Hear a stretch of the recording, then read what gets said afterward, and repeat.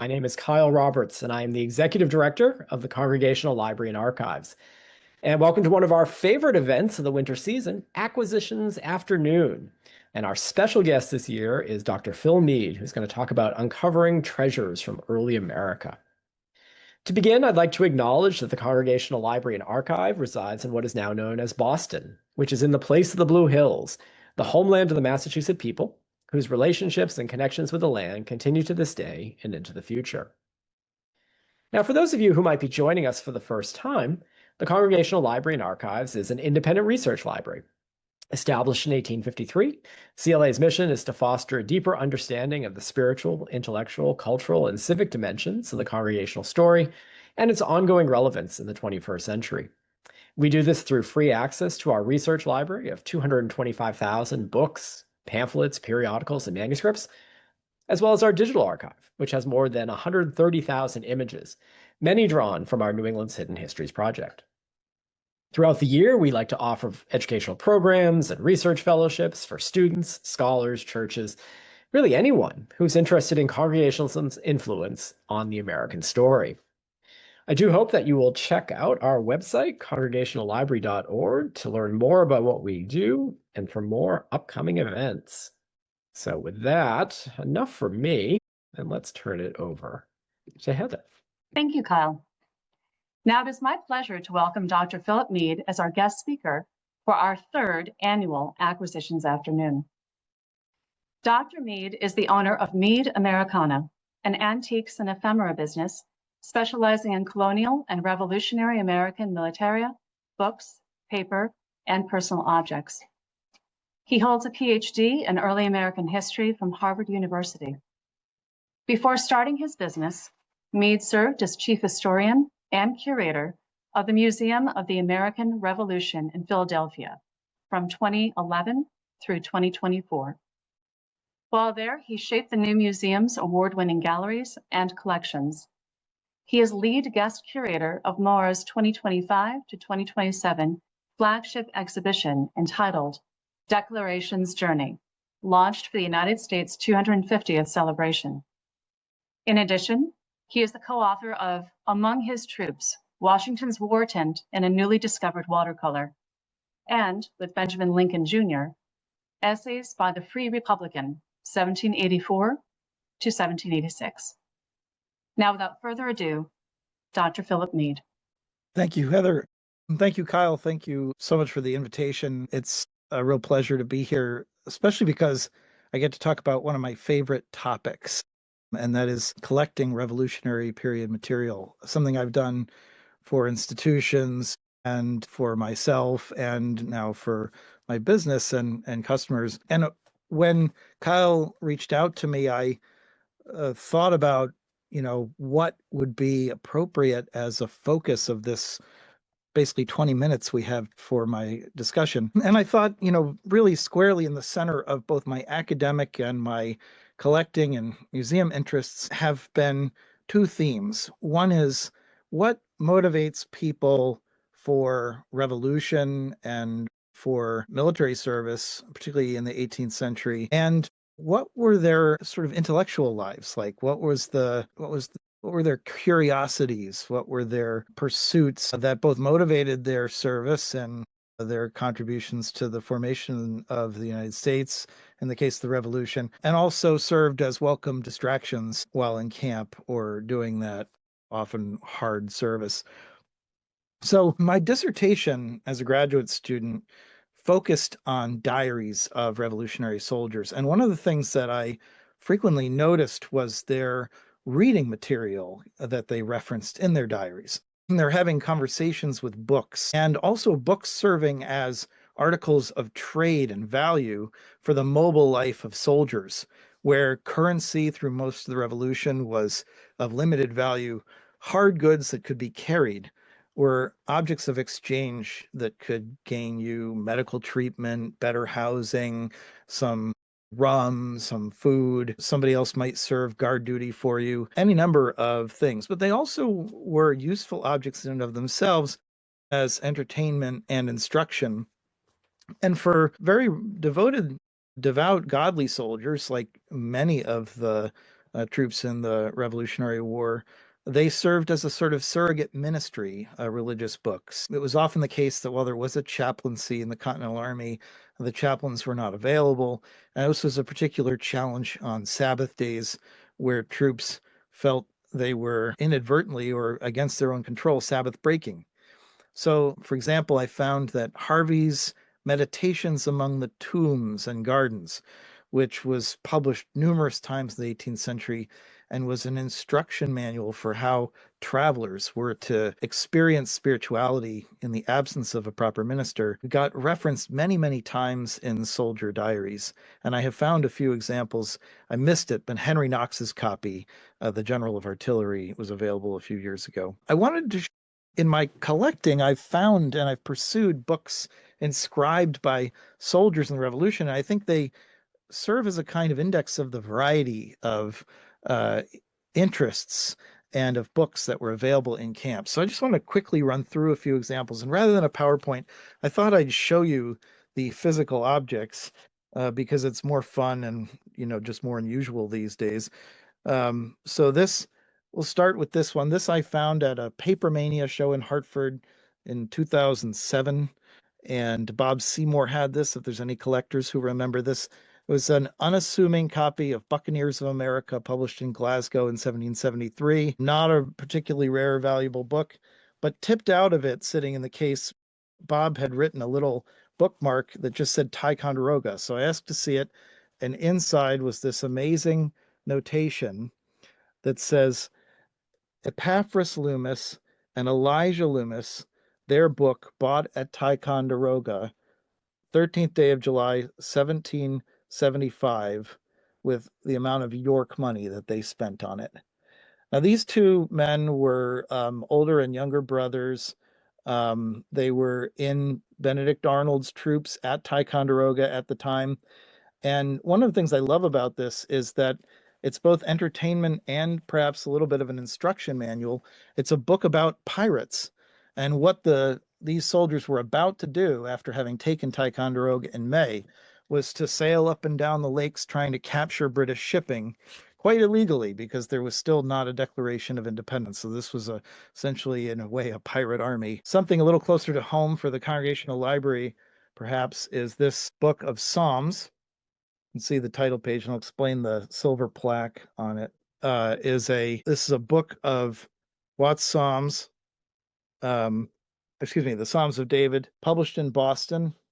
And this particular copy, you can see the inscription on the top, belonged to Daniel Waldo, who was from Windham, Connecticut, Yale class of 1784, served as a Congregationalist minister in both Eastern Connecticut and Rhode Island, and then he was a veteran of the Continental Army. He served several tours and then lived into the age of photography. And this is a photograph of him. He was one of 7 men photographed by Harper's Weekly during the Civil War to promote the idea that veterans of the Revolution were supporters of the Union. And to connect those two conflicts. He was 1854 appointed chaplain of the United States House of Representatives. And the inscription on the front is to an Illinois congressman of a later generation, a veteran of World War I, Guy Mark Gillette. And there's a curious note at the bottom that says, Gillette, he ensured that the David of our generation did not go to battle with an empty slingshot, presumably supporting or thanking him for some military supplies and support. This pamphlet, is another one of my favorites. This is Samuel Mather's America as Known to the Ancients. And the interesting thing about this copy is it was printed for Henry Knox's bookshop in 1773, famously became the commander of American artillery in the Revolutionary War, but had a bookshop in Boston where he used to eavesdrop on British officers making their plans during the months before the siege. This copy is inscribed by Major William Thompson of Connecticut and Major Roger Enos of Connecticut.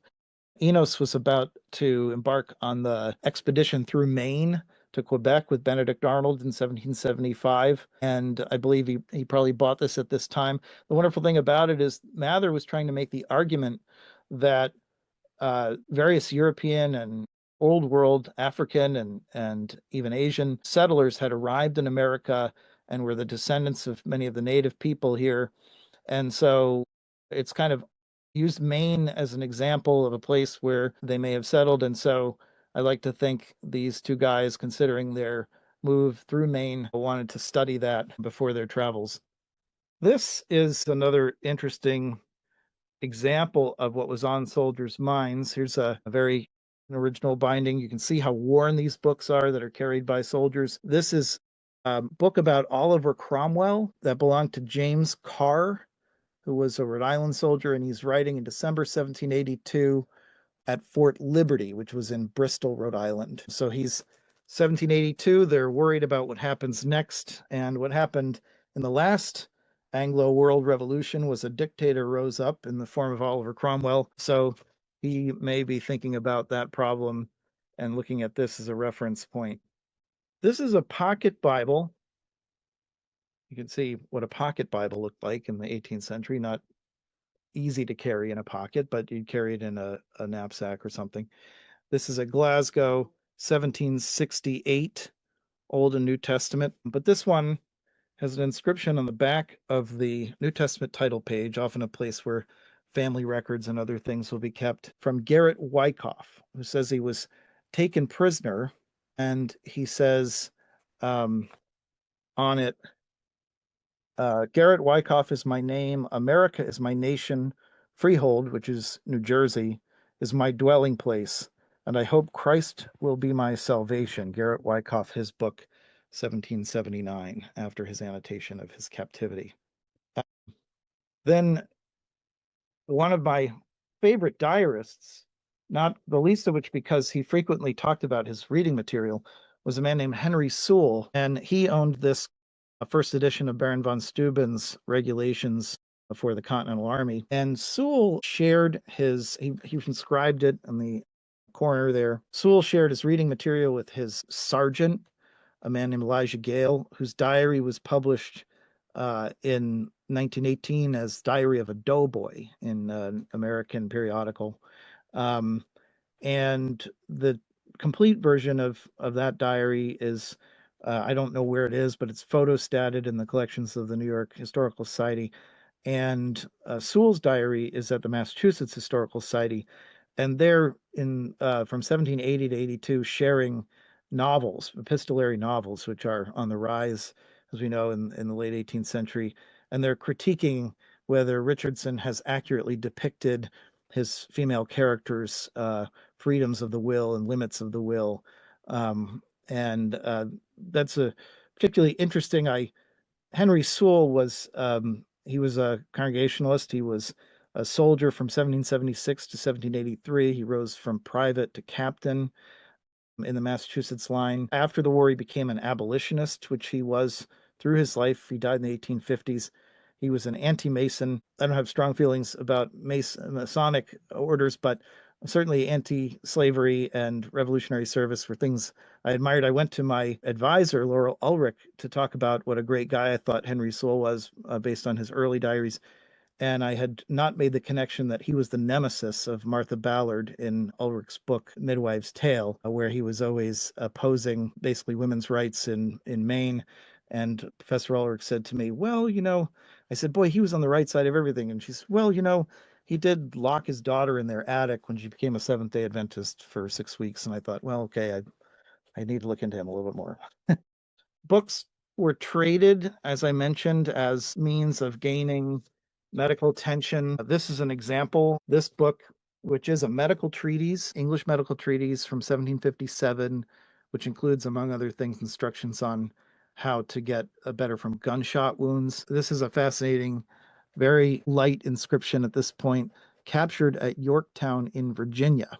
And then a notation on the inside of the book explains that it was traded by a French officer coming through Newburgh, New York in 1782, where the Continental Army was encamped at that time, in exchange for medical services from the local physician whose family kept it, and even explains that the makeshift paper covers are due to the fact that in 1857, somebody let a rag paper collector grab it up. And when the son of the doctor found out about it, he chased the guy down and got the book back, but not before the ragman had ripped the leather covers off of it. So it was a redeemed book, but a book that was a part of this informal sort of exchange. Another one that is particularly sort of in the vein of your institution, this is a copy of Thomas Prince's 1736 Chronicles of New England. Prince being a minister there. This one is inscribed by um, uh, Benjamin Parker, and he was a soldier from Rindge, New Hampshire, who served under Stark at the American flank at the Battle of Bunker Hill. And he's inscribed it here. His book, bought in Littleton, February 1776, upon his travels from the army to Rindge. You can see that there. It's down here is from his travels from the army to Rindge. So here in the winter of 1776, he is on his way home, having fought at the Battle of Bunker Hill and fought through the siege of Boston. And he wants to know the chronology of New England's history, and as a way of inserting perhaps his own life into that history and supporting that, he has further notations adding important dates to Prince's dates. So here on the left, he's noting the loss of the American fleet at Valcour Island and the challenges that the Army will now face. This is one of the first naval engagements of the Revolutionary War. And speaking of water and naval items, this is a small pocket psalm-book from Boston, printed in Boston in 1771. And this one belonged to an American privateersman who noted his privateer service here. And what he says is that he's serving on the Charming Sally and that their ship was captured in 1778. And then he was in prison in Plymouth, England as a POW. And that's apparently where he bought this book, which is the red notation on the side. In 1778, bought this book in Plymouth, England. So again, perhaps a way of maintaining his devotional exercises in the absence of a proper minister to him there. Medical books are particularly sought after, it seems, because they're good trade for doctors when you need medicine. The army hospitals are in their infancy. There's a terrible mortality rate when you're in them. So being able to get treatment from a private residence is really desirable. Here's another medical book.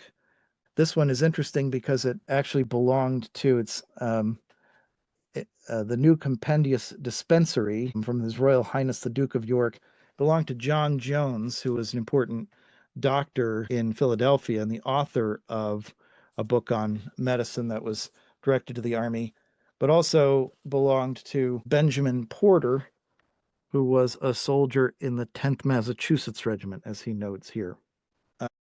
And then I guess the last thing I will mention, just to round it out, is music books. So music books are necessary in camp for tunes that fifes and drums call out to give commands across the army. And music books in the 18th century, when they had music scores in them, had to be engraved, usually silver plates. This one is engraved by John Ward Gilman, who's an Exeter, New Hampshire silversmith. And it belonged to George Griswold, who inscribed it, his book 1779. And he was a soldier at Valcour Island, a fifer rather, at Valcour Island, that naval expedition that I mentioned earlier, and that Parker put in his chronicles appendices.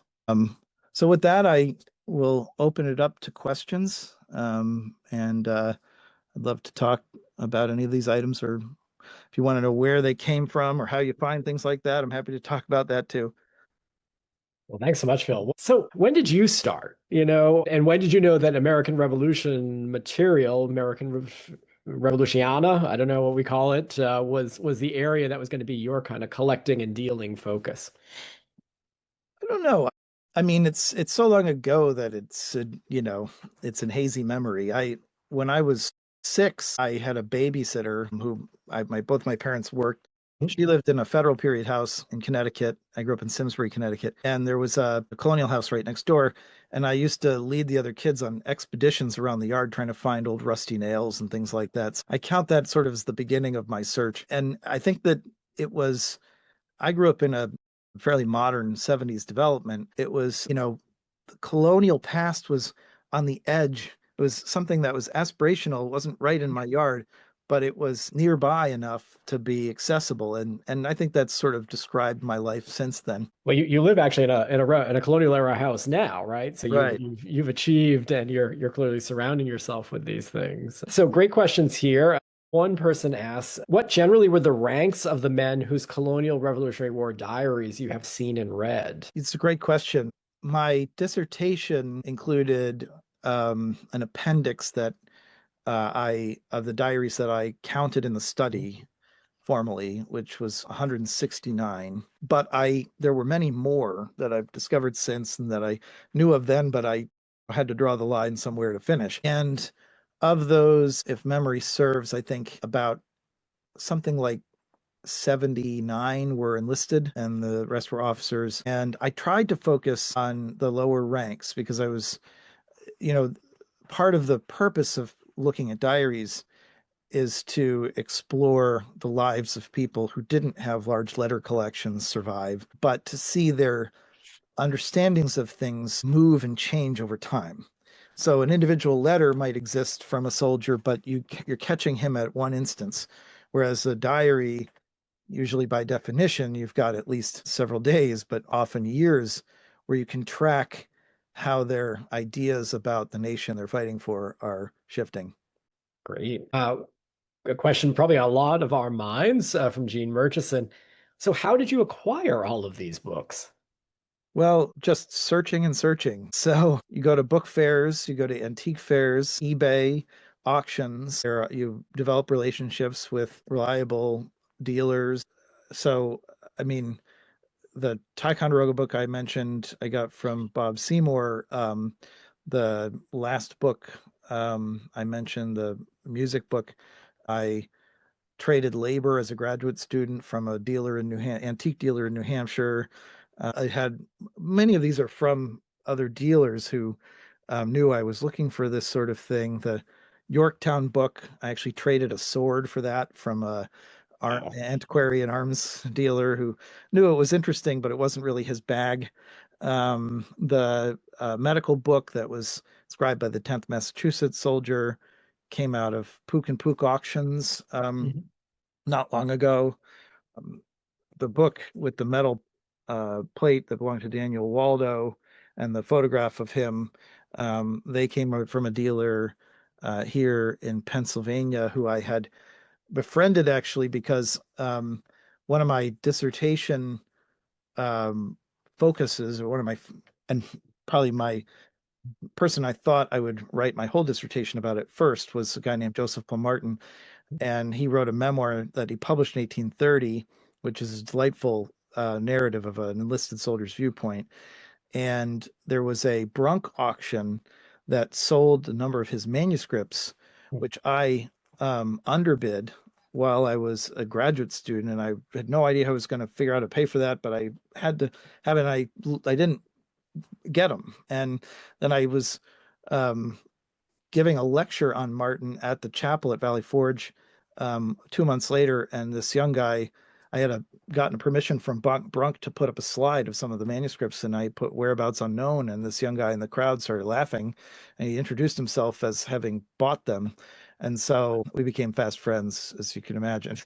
And then he was a dealer, and I got this book from him. So it's these kinds of things are it's a many decades effort to try to find these, but often it's changed. But when I first began collecting, I remember one dealer joking with me.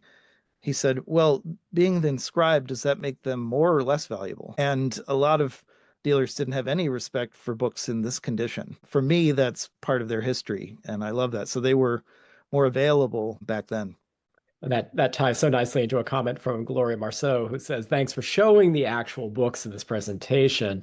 They are witnesses to history," right? And to, I think I had a similar thought about when you look at a Christie's auction and there's a completely pristine book that looks like it was never opened, but was published by Jefferson or Franklin versus this book that, the Ticonderoga book, which, probably fell in the mud and probably was, shoved into a leather bag, and shows that. A great question here from Kate Demnescu, who asks, do you have an overall idea of what the general literacy rate among Revolutionary War soldiers may have been, given that books were such treasured and valued possessions when men were serving in the army?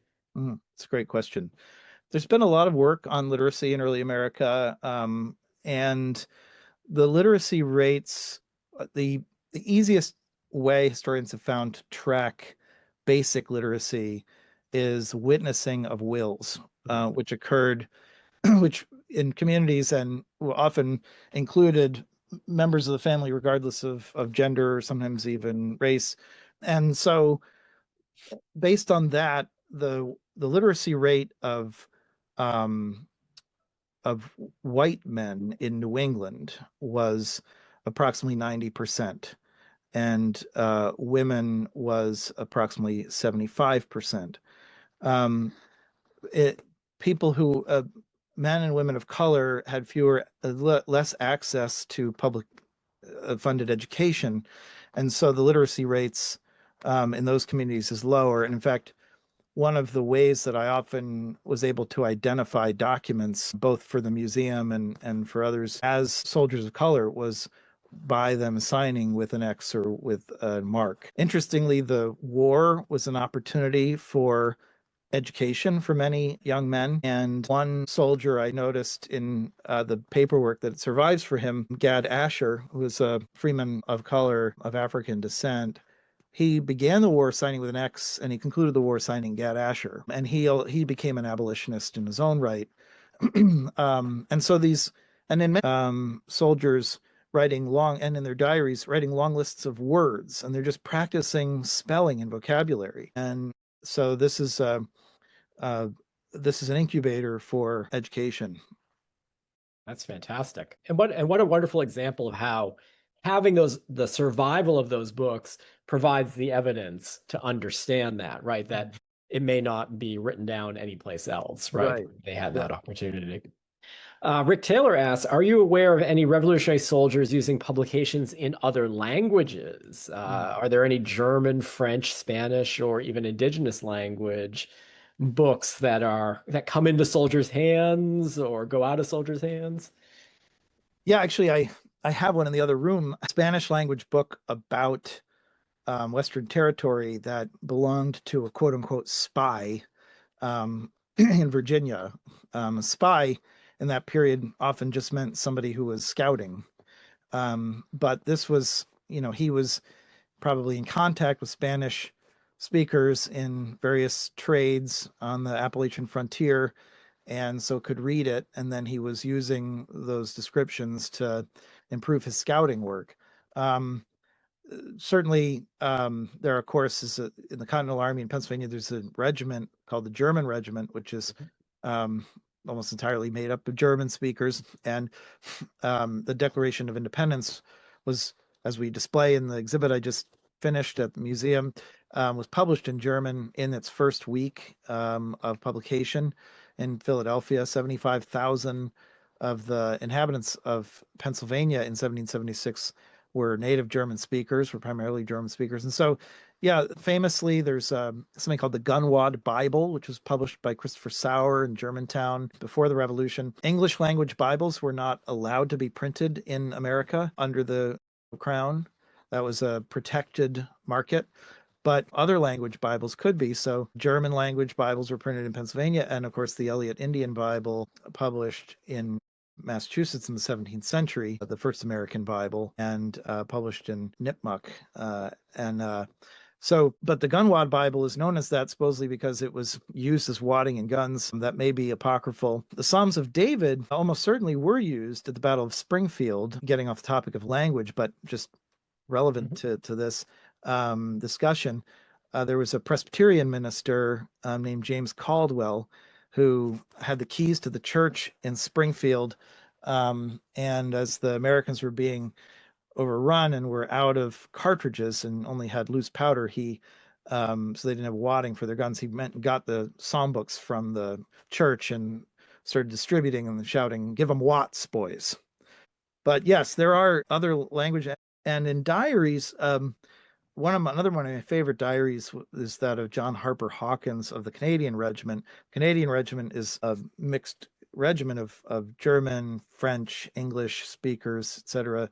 And he describes at one point how he feels very disenchanted by all the officers speaking all these different languages while drunk and dancing on the tables.